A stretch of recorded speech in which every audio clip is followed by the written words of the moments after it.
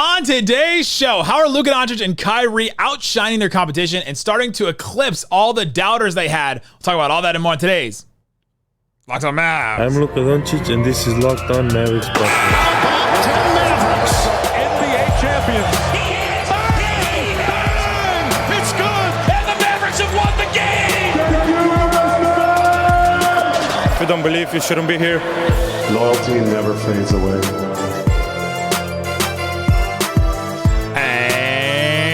Welcome, you're locked on to the Dallas Mavericks. My name is Nick Angstadt, media member and NBA channel manager of the Locked On Podcast Network, where we, let it ride. Thanks for being part of the show, making Locked On Mavs your first listen today. The best way you can help us grow the show is to listen every day, leave a 5-star review, post your picture of the eclipse on Twitter, and comment anything below. Let me know in the comment section what question you have about the Mavericks for the end of the season. Today's episode is brought to you by LinkedIn Jobs. LinkedIn Jobs helps you find the qualified candidates you want to talk to faster. Post your job for free at linkedin.com/LockedOnNBA. Again, linkedin.com/LockedOnNBA to post your job for free. Terms and conditions apply. The vibes are great right now. That's why I let it ride a little bit more, just because, the vibes. The vibes are great. Feeling good. Mavs are back and good again. People are starting to feel a certain way about the Mavs. And so now we're starting to get some people look forward to the playoffs. So we'll talk about the Mavs playoff projections. Who could the Mavericks, I'll talk about potential playoff matchups for the Mavericks. Who could they potentially play in the playoffs? The answer may surprise you. I don't think so, but it may. And if it does, it'd surprise me that it surprised you.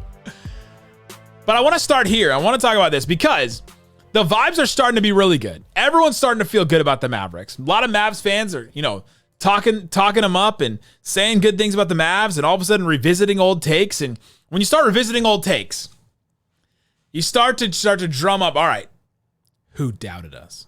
Who didn't believe in the Mavericks before? The answer is most everyone. Even you, probably. Even me.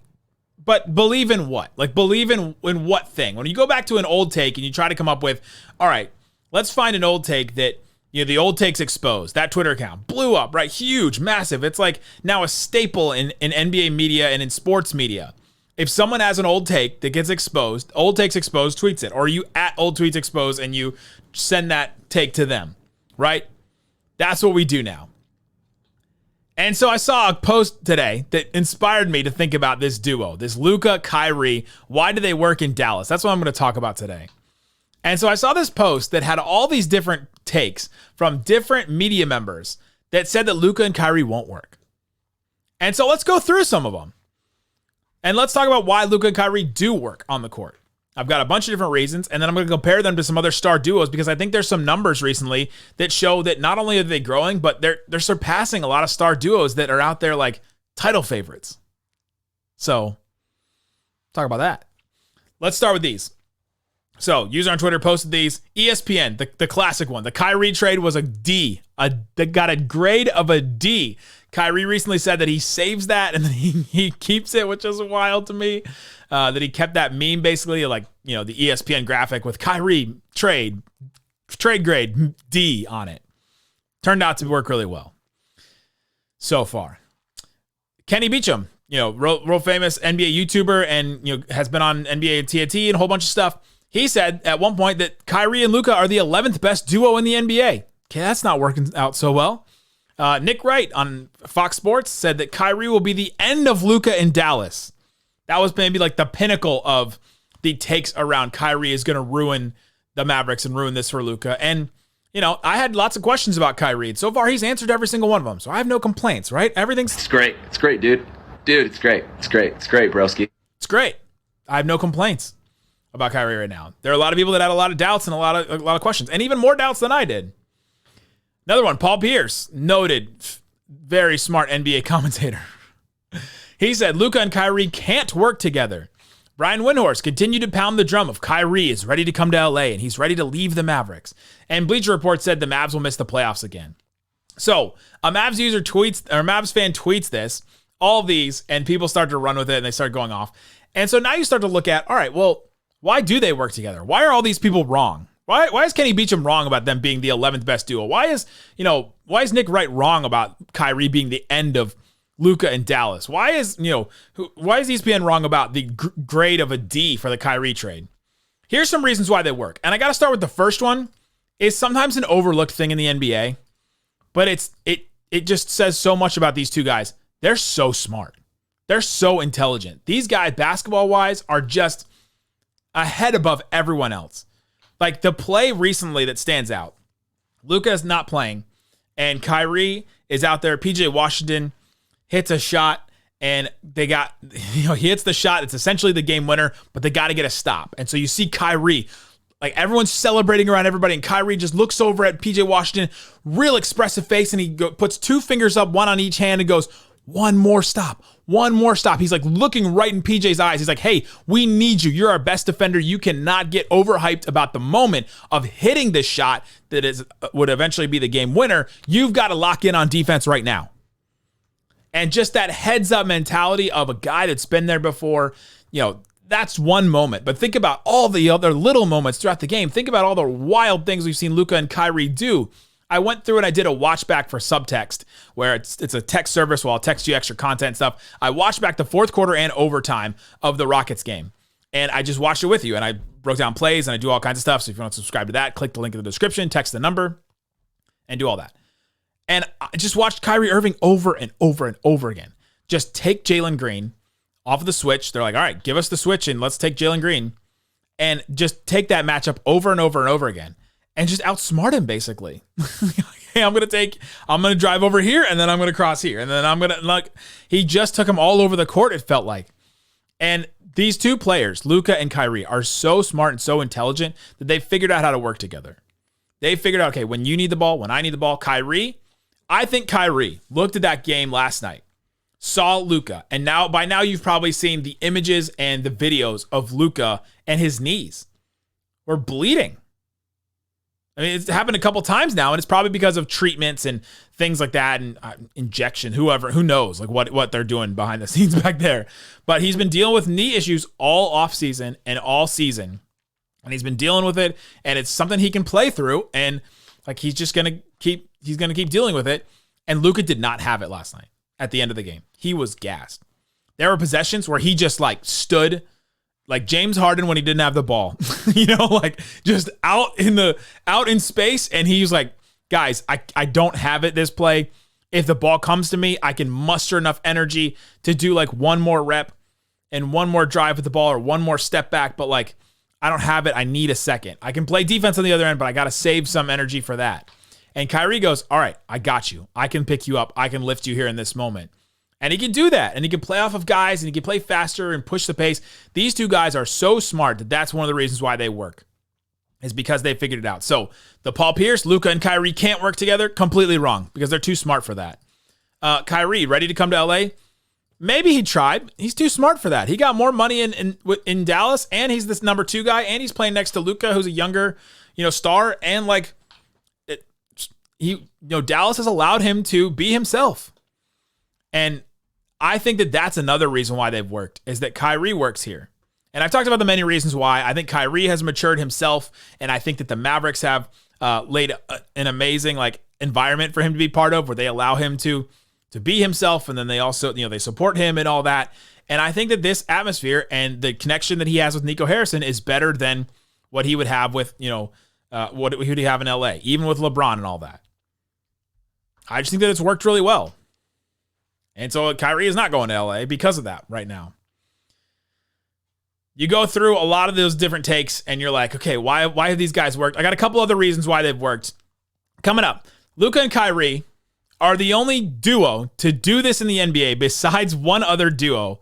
And I'm excited to tell you what it is. And I'm excited to tell you what the other duo is, because it was very surprising to me. But we'll get into why Kyrie and Luka continue to work coming up. Today's episode is brought to you by LinkedIn Jobs. LinkedIn Jobs helps you find the qualified candidates you want to talk to faster. Imagine that you own a business. Okay, some of you don't have to imagine that. If you're that person that does not have to imagine how to own a small business, listen to this. LinkedIn Jobs helps you find all the candidates that you need to talk to faster. They have 1 billion professionals on their network. LinkedIn does all of this while making the process easy and intuitive. They gather them all together, and they have all kinds of different tools that you can use. They even have a thing that helps you write descriptions for your job. So if you are having a hard time, like, all right, I know I need this person to do X, Y, Z, but I don't know what the description is like for this job, they'll help you because you got other things to think about. You've got inventory. You've got, your work schedule. You've got to come up with all kinds of stuff. You got to discipline this other person. Post your job for free at linkedin.com/LockedOnNBA. Let them help you out and let them take a load off your mind. That's linkedin.com/LockedOnNBA to post your job for free. Again, linkedin.com/LockedOnNBA. Terms and conditions, they do apply.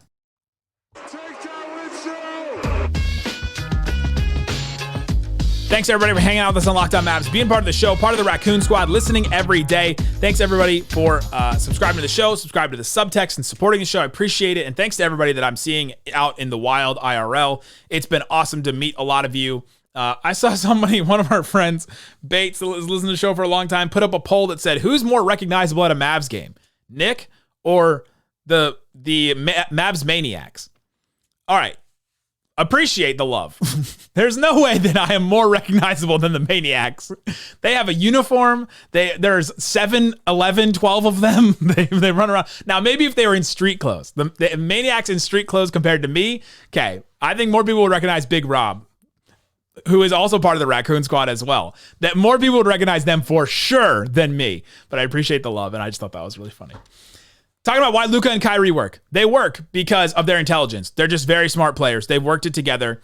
And then with their intelligence, I think a lot of times players are so smart that they have a certain level of ego. And I think this is why like Harden hasn't worked in some places. And I think this is why it hasn't worked with some other star players and duos in the past. The lack of ego. For two guys that are really dang good at what they do, they don't have as much of an ego as you'd think. Luka, obviously, he has one. He's got the bravado of a player that he just wants to beat the mess out of you every time he plays you. But guys that are on his team, as long as you and him are pointing towards the same goal, and as long as you and him are on the same page, he is for you, man. Like he will support you, let you take the game-winning shot. He'll chuck the pass over to Dante Exum, and he'll make that amazing shot. He'll allow you, like he'll work with you. He'll toss the ball up to Derek Lively. I think he likes to throw that lob pass more than he likes to hit a step-back three. He's recently said that Kyrie is the Batman, I'm the Robin. Now, maybe it's kind of in jest because he was making fun of the comparison, but I think the lack of ego between the two has been awesome, and just the deferring of each other. Kyrie has said of Luka recently, I'm fortunate to have one of the best to ever play the game in Luka with me. Kyrie could have very easily come into Dallas and said, I'm the champion. I hit the greatest shot in NBA history. I'm the guy that's been there before. You haven't. He could have looked at Luka and said that. And instead, from day one, he's come in here and said, Luka's the guy. He's the 1A. I'm the 1B. Kyrie has said that. Not me. Not Hermione. You. You, Kyrie, has said that. Kyrie said that about himself. And I think that lack of ego, the two of them interacting together, the lack of ego as far as the two stars, I think has allowed them and their intelligence to shine and to thrive. The other thing that has allowed them to work together is their offensive versatility. These guys are two of the most offensively gifted players in the NBA. And honestly, a lot of people have been saying this about Kyrie, but I'll give it to Luka too. Maybe I should hide with it. They're two of the most offensively versatile players in NBA history. There have not been players in NBA history that can do the things Luka can do. And they can do the things Kyrie can do. So I went through and I was like, all right, what's something that could show their versatility? I started to try and think of stats. And sometimes we think about these stats that are like, all right, very specific about one player, and you do the field goal percentage at like the 0.3 mark. And you're like, okay, well, let me get this guy that just fits these exact standards. But I went through, and I kind of did this. And I went through and I was like, all right, how many players, Luka and Kyrie. So Luka gets 18 drives a game, third in the NBA. Kyrie, 12 drives a game. So how many times do you get to you drive into the paint? That's a skill. Not a lot of, there's not a ton of players that can do the 10 drives a game. So I did 10 drives a game. And I said, these guys also pull up for shots a lot too. They drive to the rim, but then they also pull up for shots. The Kyrie stop and pop threes have been awesome. The Luka stop, turn around, and pull up mid-range jumpers have been awesome. Kyrie, 8.6 pull-up shots a game. Luka, 14. That's number one in the NBA by 3 shots. He takes the most pull-up shots in the NBA by 3. That's insane to me. Threes. How many threes did they take? Luka takes 10 a game. Kyrie takes 7 a game. And assists. Luka, tons of assists, almost 10 assists a game. Kyrie, 5 assists a game. So I went through and I was like, all right, how many players in the NBA right now, 10 drives a game, 7 pull-up shots a game, 7 or more threes a game, and 5 or more assists a game, right? You're driving, you're pulling up for shots, you're taking threes, and you're dishing out to teammates. How many players do that? That's like the ultimate offensive, versatile thing that you can do in the NBA. It's all the things. I could have done post-ups, but like these are 2 guards doing these things. There's actually a lot of players that are doing this. Luka, Kyrie, you've got Tyrese Maxey, De'Aaron Fox, Anthony Simons, Tyrese Maxey, Damian Lillard, Desmond Bane, Tyrese Halliburton, Fred VanVleet, Donovan Mitchell, and you've got Trae Young and DeJounte Murray. Trae Young and DeJounte Murray are the only other set of teammates that are doing this. So Luka and Kyrie working together and having this volume with all the different kinds of things they can do on offense and working together is pretty rare. Because it can either go the direction of Trae Young and DeJounte Murray, where it just doesn't work with them. They're not working together. And I think there's a level of intelligence that's different between Trae Young and DeJounte Murray and Luka and Kyrie. I mean, that's just apparent. And probably a level of ego, too. And that has not worked for them. They're in the play-in. They're not going to, all that.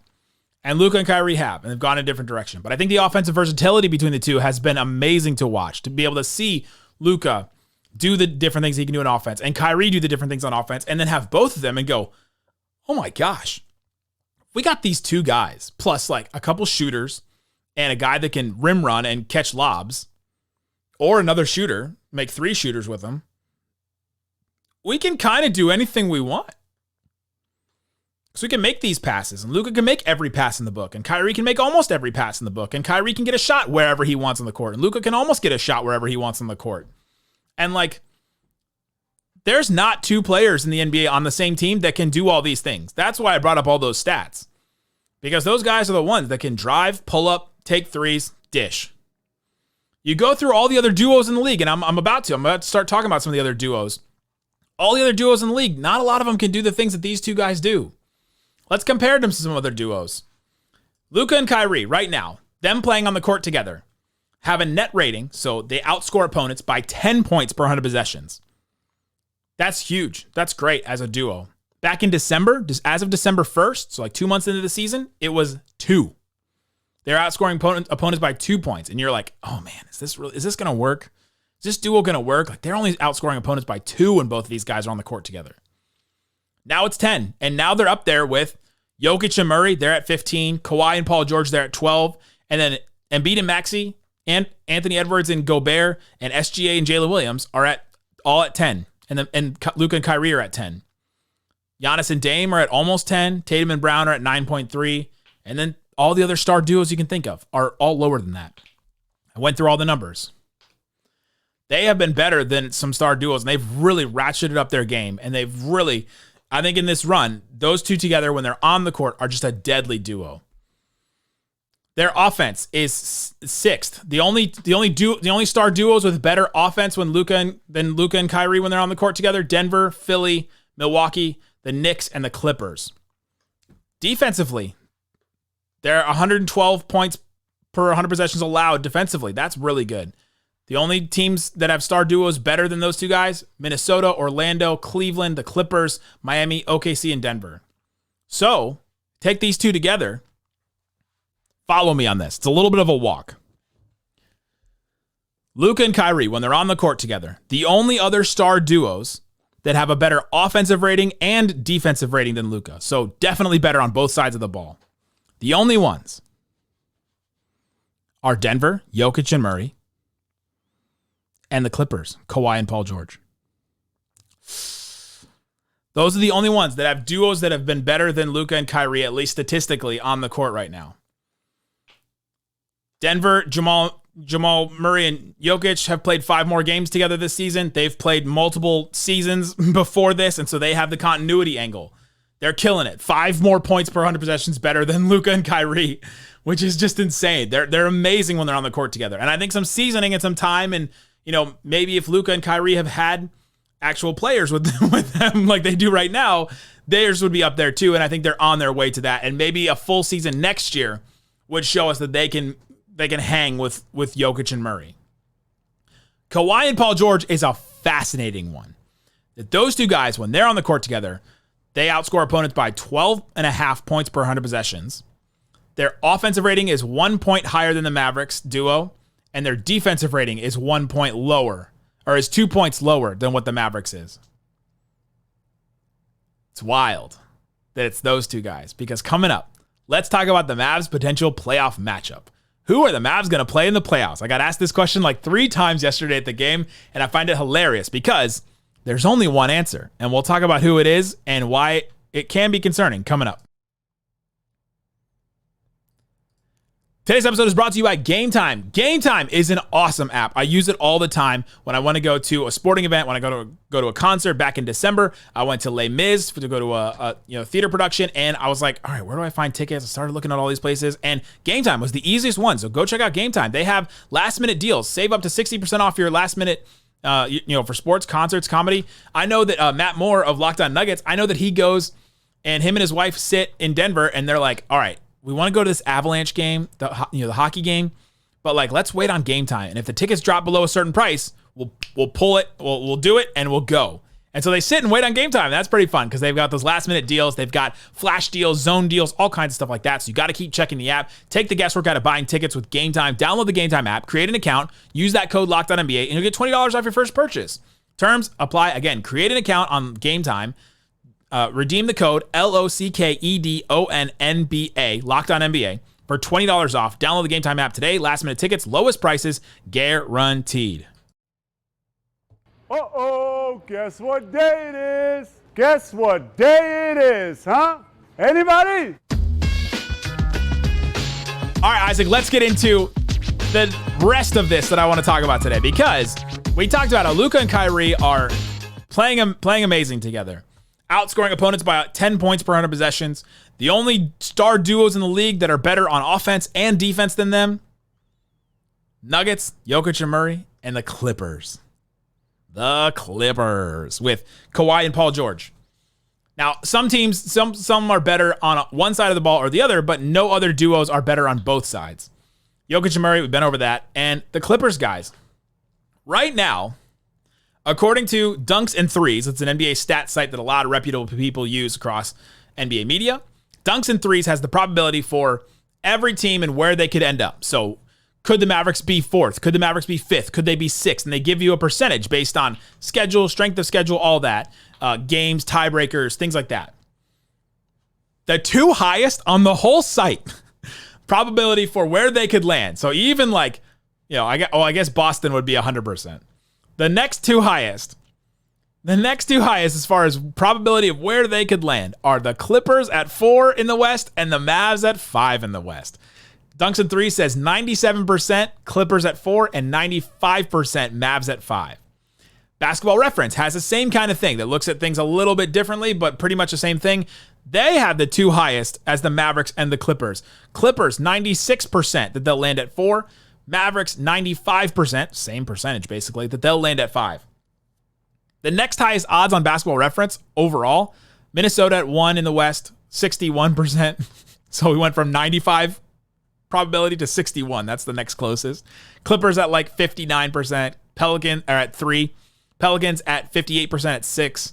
And then Denver at like 41% at 2.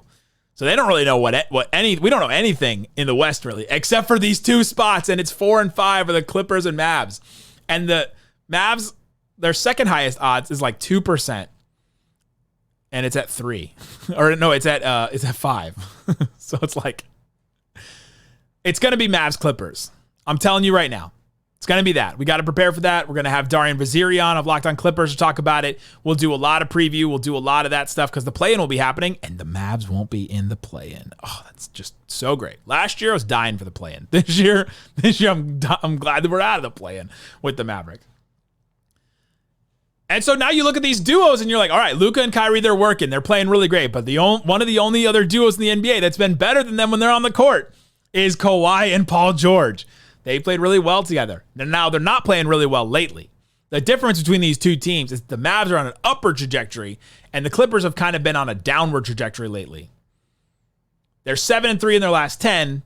Like, they've been a little bit better, like, as of the last couple of weeks, but overall, since like February 7th, they've been kind of down. And they haven't been playing great basketball. And maybe they just kind of checked out. Veteran teams do that sometimes. Like, all right, we're in this mix. We're not going to get to 2-3. Like, it's fine if we don't. But if you look at, the Mavs kind of magic date is February 5th. That's when the Mavs kind of started their little run. They're 22-7, second best record in the league since February 5th. The Clippers are 17-13, the 13th best record in the league since February 5th. So, like, they haven't been like great. Worse than the Pacers, worse than the Suns, worse than the Pelicans, worse than the Heat, just above the Kings. And so you look at these two teams. The Mavs lost in the regular season 2-1, but Kyrie missed a game, and that was a loss, and Lively missed 2 games, and those were both losses. And all 3 of the games the Mavs played against the Clippers were before Christmas. So guess what? Chuck them out the window, because all 3 of those matchups don't matter. Because this Mavs team is completely different. I cannot get that through to anyone any more than I've done it on WFAA, Locked on NBA, Locked on Sports today. I've done it on The Freak. I was on the Freak radio station today. I've been everywhere telling everybody this Mavs team is different than they were a couple months ago. If you checked out and you're back in right now and you're like, I'm locked back into this Mavericks team, you're watching a different Mavericks team than you did like 2 months ago. Completely different. So those regular season matchups against the Clippers, I don't even know if I'm going to go back and watch them. Usually before a playoff series, I like to go watch those matchups and see what they're like, but I don't know if I'm going to do that this year because they're not going to matter at all. And so the highest probability, about 95%, that it's going to be Mavs Clippers. Could be Mavs 4, Clippers 5, but that's a very small, like 3% chance that happens. That's what's going to happen. Those 2 stars have been playing better than Luka and Kyrie this season. And it's going to be wild to see what Luka and now it's Jason Kidd. It's not Rick Carlisle. It's Luka and Kidd and Kyrie without, it used to be Porzingis. Remember, Brunson hadn't even emerged yet. Brunson, the second year the Mavs played the Clippers, could only play like 10 minutes a game because they couldn't play him. And they didn't even play Maxey that much either because the Clippers growing small and the Mavs were like, all right, let's just go huge. We'll go Porzingis and Boban. They started Boban for 3 games that season that they went to 7 games with this Clippers team. Clippers team is different too. They've got James Harden now. They're a different team. Now, they've got Kawhi, Paul George. They're still relying on a lot of jump shots. They still have, some of the same kind of things. Still Ty Lue is their coach. Still Norman Powell, Zubats, who Luka cooks all the time. But they got Westbrook coming off the bench, and he's played Luka well. Remember that in the beginning of this season? And they've got James Harden now. And he's just added a different element to this team that they didn't have before. But he's also now a big playoff red flag. And Luka and Kyrie have been playoff green flags their whole careers. I'm fascinated in this series. And it's guaranteed that it's not guaranteed it's gonna happen right now, but it's very high probability that it's gonna be these 2 teams. And I'm fascinated to watch because this Mavericks team is completely different. Paul George and Kawhi have been one of the only duos in the entire NBA that have played better than Luka and Kyrie this season. And we've got this completely different team now that I'm fascinated to see how James Harden deals with the Mavericks in the playoffs. Because now it's not, now the Mavericks have to make some choices with some of the guys that guard who. Okay, you got Derrick Jones Jr., you got PJ Washington. Are they going on Kawhi and Paul George? Okay, that means you've got either Kyrie or Luka on James Harden or Westbrook or Norman Powell, whoever else is in. It's fascinating. I'm so excited for that series, but it's pretty much guaranteed that it's going to happen at this point. So if you're asking somebody who would you rather face, I don't think you're really getting I don't really think you're getting a chance. And I don't think there's any gaming the playoff standings or anything like that because there's nothing really to game at this point. The Mavs are kind of set in where they are in the standings. Something wild could happen. There's still 4 games left from either side. So if the Mavs win a couple games here, they're set in where they are. And then we'll bring on the Clippers and we'll talk about them then when we get there. But there you go. That's why Luka and Kyrie work. That's who the Mavericks are probably going to play in the playoffs, and that's why I'm excited for it. We'll talk about some stuff more tomorrow. We've got Mavs versus the Hornets. Slightly Biased will be back on with me on Tuesday, and then Wednesday, Mavs Heat. Those 2 games back-to-back. We'll talk about that, and we'll see.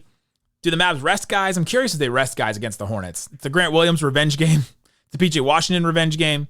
That should be fun. So anyway, there you go. Guys, appreciate each and every one of you for subscribing to the show, listening, and being a part of the Raccoon Squad. I appreciate it. Again, subscribe to the subtext if you want more content and things like that. Go check out the Locked On Sports Dallas YouTube channel. If you're watching right now on the premiere on YouTube, hang around and it'll just direct you right there. So there you go. Guys, thanks for listening to Locked On Mavs. Peace out. Boom. Luka and Kyrie won't work. Give me a break. 11th best duo in the NBA. Come on, Kenny B.